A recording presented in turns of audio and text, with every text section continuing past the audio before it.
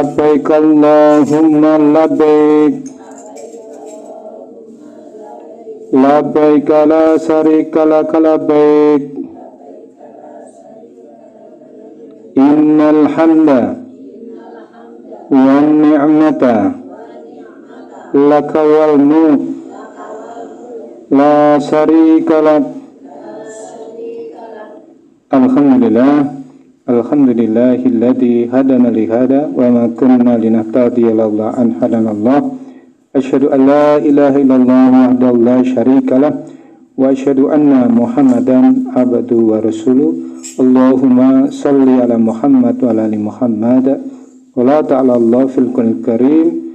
A'udzu billahi minasy syaithanir rajim. Wal yattawafu fil baitil atiq al-ayah. Jamaah sekolah Jumrah Fidin rahimakumullah. Pertama, marilah kita basahi lisan kita dengan syukur kehadirat Allah Ta'ala, di mana kita bisa istiqomah dipilih oleh Allah dari banyak orang yang terpanggil untuk menghadiri, memantaskan diri kita kumpul di taman-taman surga, tidak lain adalah untuk memantaskan diri kita untuk segera rindu ke Baitullah.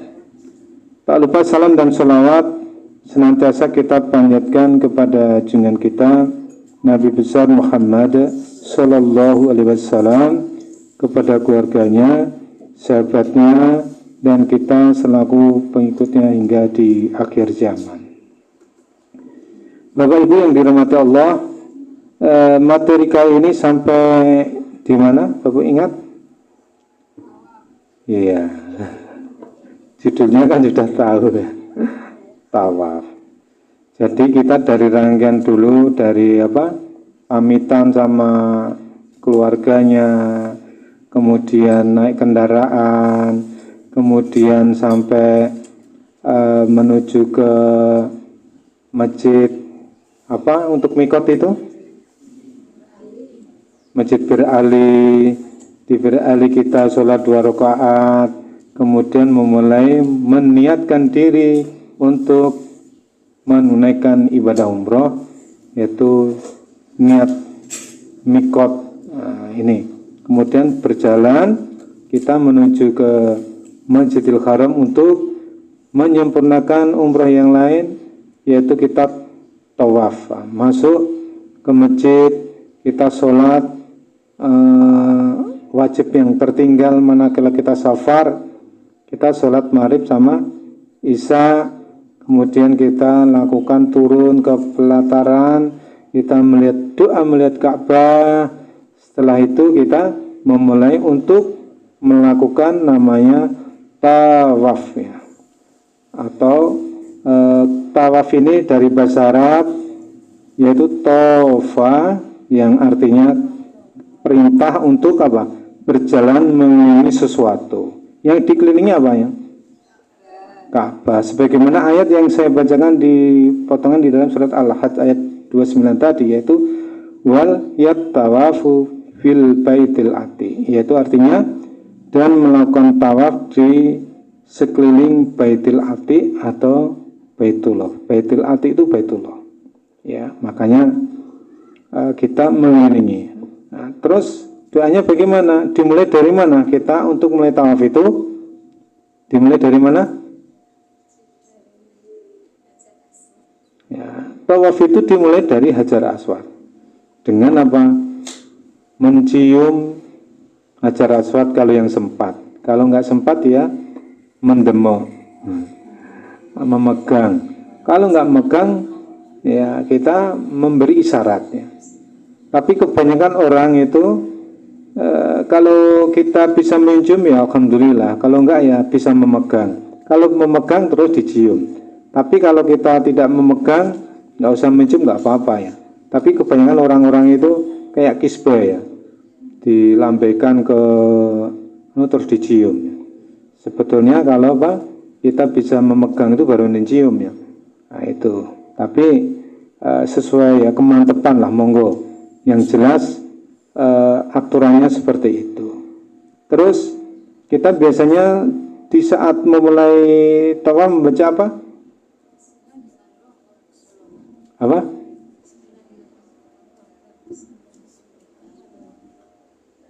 Yang keras Bapak Ibu sekalian. Iya, gitu kan jelas. Tidak hanya umi. Loh, salah nggak apa. Tujuan kita bermajelis itu kan mencari kesalahan. Mencari kesalahan biar benar, bukan mencari kebenaran malah salah akhirnya. Membenarkan. Nah, ini ya. Jadi kita ini apa? Diperintahkan oleh Allah untuk melakukan tawaf dengan Bismillahi Allahu Akbar. Diawali di situ. Nah, kemudian kita membaca doa apa?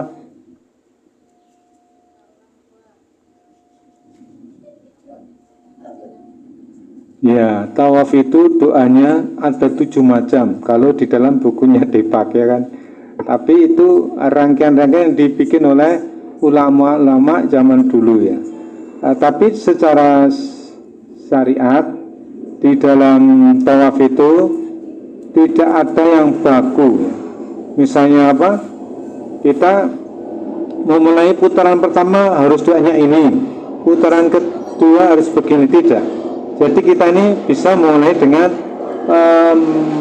saat tawaf itu apa? Yaitu memuji atau bersaksi atau berjanji kepada Allah ya. Subhanallah walhamdulillah wala ilaha illallah wallahu akbar la haula wala quwata illa billah. Nah, seperti itu. Itu keliling 7 kali, bisa membaca Quran, bisa doa-doa yang lain, intinya memuji-muji Allah ya. Tujuan kita di Masjidil Haram itu untuk memuji-muji. Nah, di situ sampai di Rukun Yamani. Rukun Yamani itu mana? Rukun Yamani mana? Ya, Rukun Yamani itu memang arahnya ke Yaman. Nah, itu kota Ka'bah itu kan kota. Nah, di Rukun Yamani itu pojok itu memang arah ke Yaman, maka disebut Rukun Yamani. Nah, di situ kita tidak usah mencium ya. Kalau bisa ya ngelus nggak apa-apa, ngelus terus berangkat. Bukan dicium, tapi kebanyakan jamaah itu banyak yang mencium. Nah, ini salah itu. Dibelai aja, pokoknya diusap, kemudian kita membaca doa apa? Ya, doa kalau orang Jawa atau Indonesia, doa sabu jagat, doa pamungkas. Rabbana atina fid dunya hasanah wa fil akhirati hasanah wa qina adzabannar. Ya, di situ ya kita ini sudah luar biasa nih doa ini. Ini memang Rasulullah mengajarkan itu dari Rukun Yamani sampai Hajar Aswad, itu doanya itu, doa sabu jagat itu. Kemudian putaran berikutnya kita bisa membaca Quran, bisa ayat kursi juga boleh, pokoknya kemudian kalau bisa juga kita mendoakan orang tua, minta doa-doa kita supaya dikabulkan. Nah, di situ itu dikabulkan nanti. Kita bikin proposal apa, minta yang pokok-pokok di situ disampaikan juga bisa. Nah, gitu ya. Jadi, masya Allah, kita ini di dalam tawaf itu banyak yang bisa hikmahnya bisa kita petik ya. Faedah tawaf itu banyak sekali. Yang pertama adalah apa? Yaitu menguatkan kesetiaan kita kepada Allah Ta'ala. Jadi tawaf itu menguatkan kesetiaan kita kepada Allah Ta'ala. Benar tidak? Kalau saat haji dan umroh itu merupakan titik paling dekat kita kepada Allah. Betul tidak? Iya. Beda dengan di sini. Kalau di sana itu titik terdekat kita kepada Allah. Betul-betul kita ini dekat dengan Allah. Kita jarang melakukan kemaksiatannya. Bahkan ya, marah itu jarang di sana itu. Karena apa? Seperti saya bawa kursi roda itu, nyerutuk ngarep jeduk keloro itu. Dia mengu tidak marah-marah, cuma guyu malah. Jadi aura di sana itu luar biasa ya. Banyak orang berlomba untuk neraktir, rebutan neraktir itu. Tidak seperti di sini carry duit. Kira anu cek ngebosi ya. Di sana itu berlomba-lomba untuk ngebosi. Nah ini Masya Allah ya. Jadi menguatkan kesetiaan kita kepada Allah yang tawaf itu. Kemudian ya yang berikutnya adalah mencerminkan persatuan umat Islam. Di situ itu betul-betul bersatu. Tidak ada yang pemimpin atau bos atau apa, ya, semuanya jadi satu ya. Persatuan, mereka bergerak satu arah, tidak ada yang melawan arah ya. Betul tidak? Iya, arahnya itu dari Hajar Aswad ke Hajar Aswad lagi. Tidak ada yang karena saya ini ningrat saya akan balik arahnya, nggak bisa ya. Jadi ini mencerminkan persatuan, betul-betul bersatu, mereka satu arah. Nah ini, kemudian faedah yang lain adalah bisa menjadi penghapus dosa ya. Jadi tawaf itu menjadi penghapus dosa kita. Maka kalau bisa di sana itu, kalau di Masjidil Haram kita bisa ke masjid itu kalau bisa ya, kalau kuat senantiasa tawaf ya, datang masuk tawaf, tidak sholat tahiyatul masjid ya. Kalau di Masjidil Haram itu datang tawaf, pengganti tahiyatul masjid itu tawaf ya, tawaf 7 kali, kemudian duduk melakukan menunggu waktu sholat. Nah, seperti itu ya. Jadi kita menjadi penghapus dosa itu. Maka kesempatan apalagi dilipatkan berapa? 100.000 pahala kita itu. Kemudian mengangkat derajat manusia. Derajat manusia diangkat kalau kita ikut tawaf itu, menunaikan tawaf itu. Kemudian mengajarkan kita saat tawaf itu ketaatan, ketulusan, dan kesatuan umat ya. Jadi di sana itu luar biasa, kita diberi pelajaran untuk mengajarkan kesetiaan, kemudian ketulusan dan kesatuan umat ya. Kemudian faedah yang lain yaitu mengajarkan kesabaran ya. Di sana itu butuh sabar ya. Saat tawaf itu, apalagi mencium Hajar Aswad itu betul-betul sabar. Atau masuk ke Hijr Ismail, ujian kita, diuji kesabaran kita. Karena di situ pengen semua masuk ke dalam tempat atau mencium ya. Di Hijr Ismail bisa kita saat umroh ya, sekali-kali masuklah ke dalam Hijr Ismail. Karena apa? Kalau kita masuk di dalam Hijr Ismail itu, kita ngapain? Sholat, berdoa ya. Kita sama dengan sholat di dalam Ka'bah. Nah, jadi kalau kita bukan menjadi presiden ya, kalau kita pengen sholat di dalam Ka'bah, kita bukan presiden ya, di dalam Hijr Ismail ada kesempatan juga ya kan. Nah ini, kalau di dalam Ka'bah itu kan orang-orang yang pimpinan-pimpinan negara ya, itu masuk di dalam Ka'bah bisa. Tapi kalau kita rakyat biasa ya, pengen sholat di dalam Ka'bah ya, masuk ke dalam Hijr Ismail tadi. Luar biasa faedahnya ya. Kemudian memperkuat sentralitas fokus ya kita ini. Di dalam tawaf itu akan memperkuat sentralitas fokus spiritual kita saat sholat harian juga ya.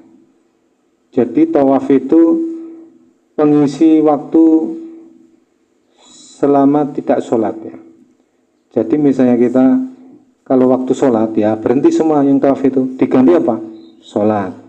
Nah, nanti setelah Assalamualaikum warahmatullahi wabarakatuh, Assalamualaikum warahmatullahi wabarakatuh, kembali. Kalau kita nonton di video di live streaming itu, habis sholat langsung kembali jalan.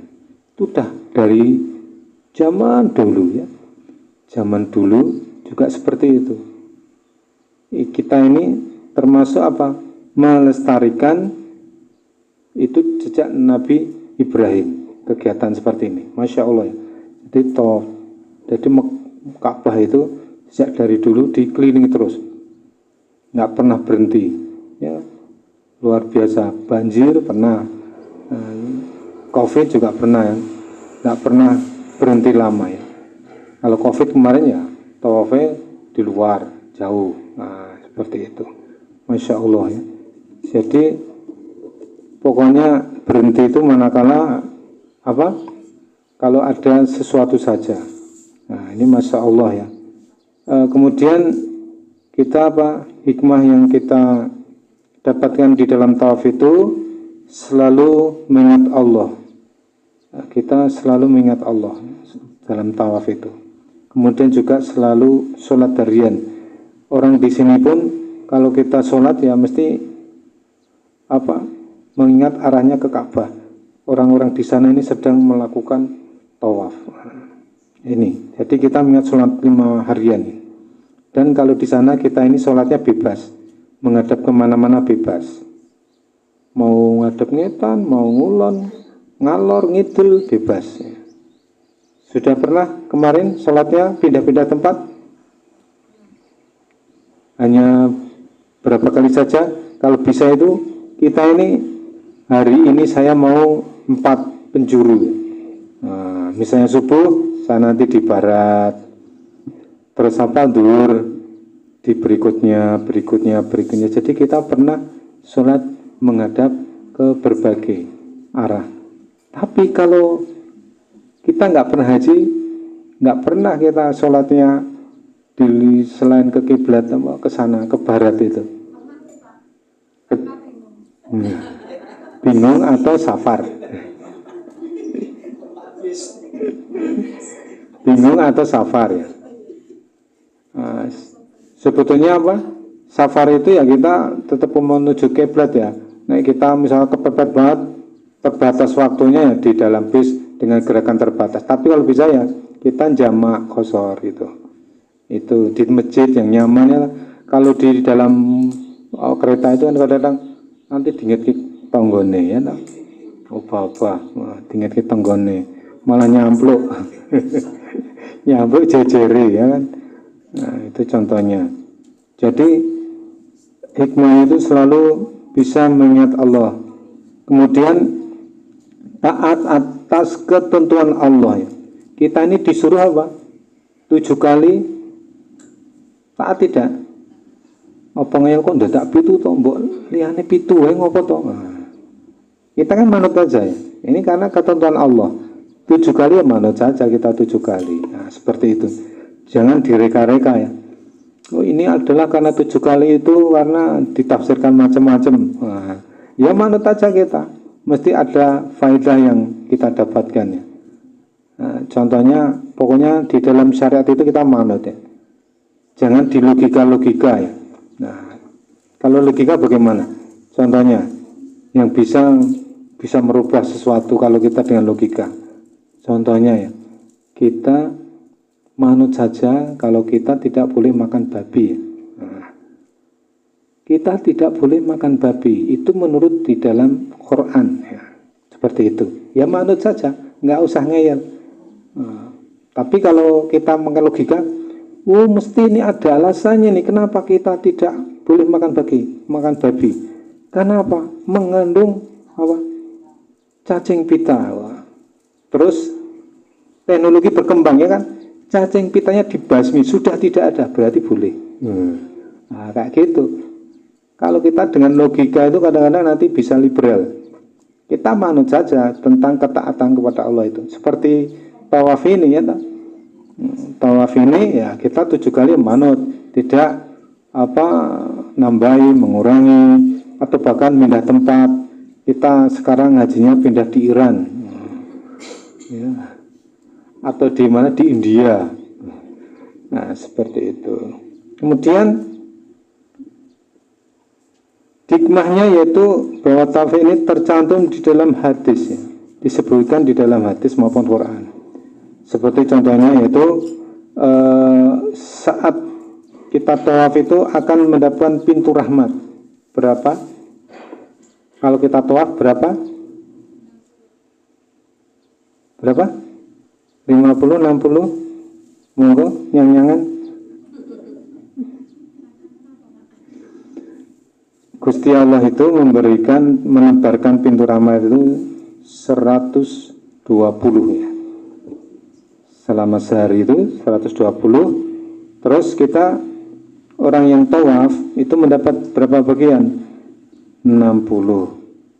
60. Kemudian orang yang sholat itu 40, dan orang yang hanya memandang Ka'bah itu berpahala.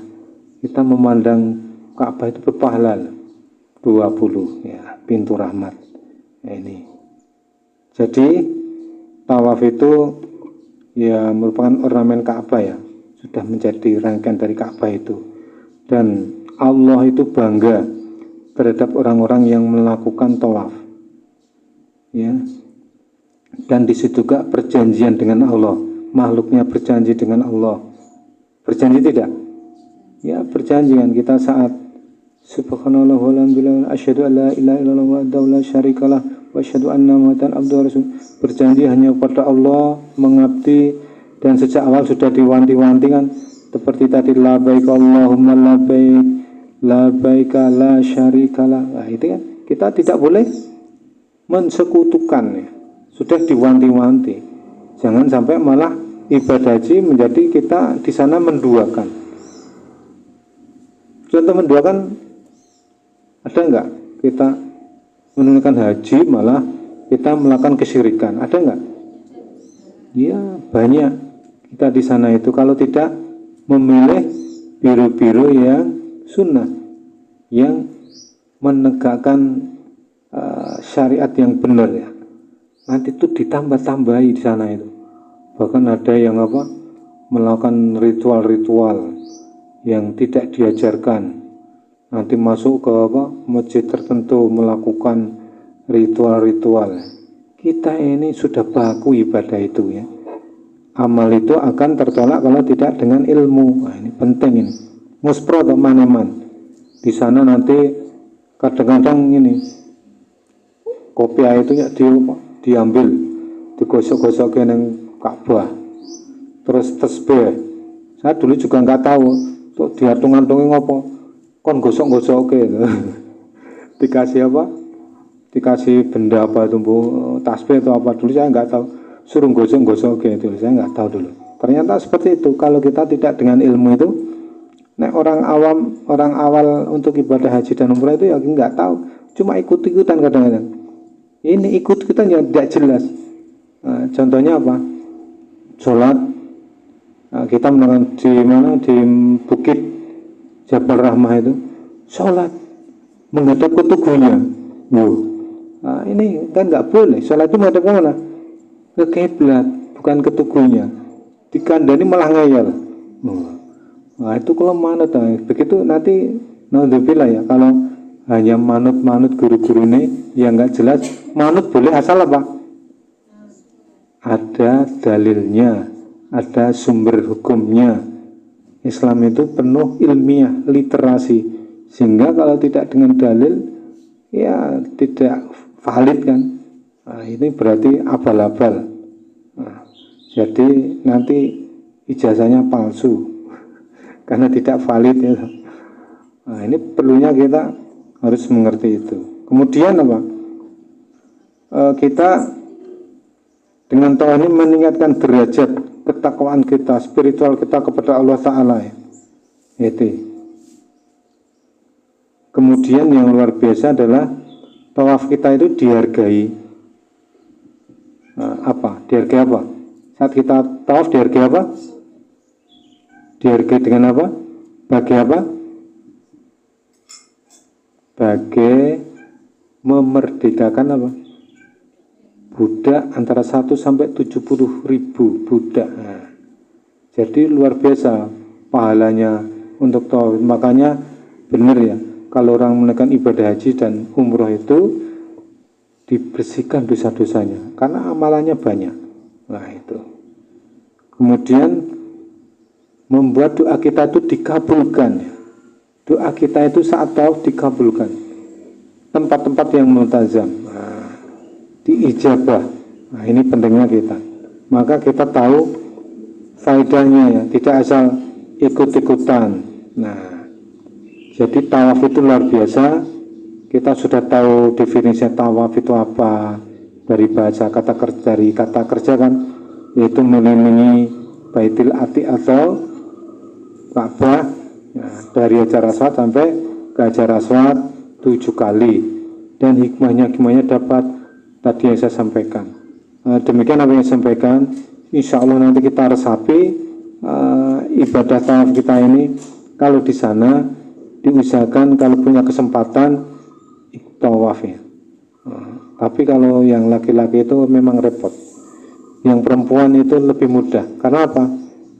Bajunya tidak usah memakai ikrom. Kalau laki-laki memakai ikrom. Ya. Kalau dulu nggak apa-apa. Kalau zaman dulu memakai baju kayak gini, tawaf, itu nggak apa-apa. Tapi sekarang nggak bisa masuk. Harus pakai baju ikrom. Harus sesuai dengan orang yang ikrom. Nanti tidak boleh ngapusi ya. Nek ngapusi didenda. Misalnya nganggo katok jeru ya. Nanti kondangan kadang-kadang bisa ditangkap polisi juga. Nah, makanya hati-hati.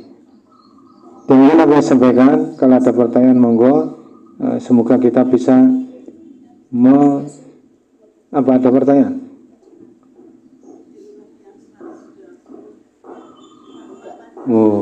Ya Allah itu membagikan 120 rahmat, dibagikan kepada yang ada di sekitar Ka'bah itu. Yang 60 adalah orang yang tawaf, 40 orang yang sholat, 20 melihat saja berpahala. Makanya monggo segera saja melihat Ka'bah di sana, bisa berpahala. Yakin ya? Pun membuat mutabaah tanggal berapa berangkat? Diisi terus ya. Insya Allah di 2025 semua ini berangkat, wajib berangkat. Ya, makatan saking kula menawi resmi saking Allah Taala melepat menika kekiran kula. Akhir kalam, wassalamualaikum warahmatullahi wabarakatuh.